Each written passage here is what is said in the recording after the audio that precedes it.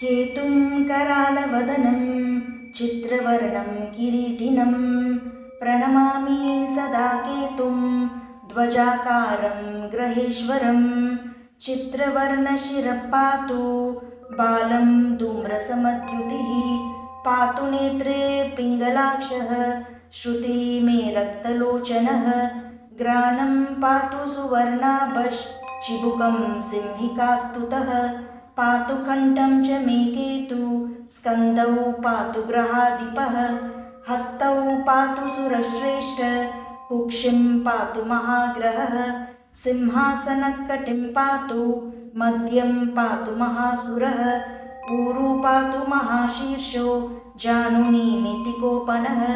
पातु पादौ च मे क्रूर सर्वाङ्गं नरपिङ्गलः या इदं कवचं दिव्यं सर्वरोगविनाशनं सर्वशत्रुविनाशं च धारणाद्विजयी भवेत्।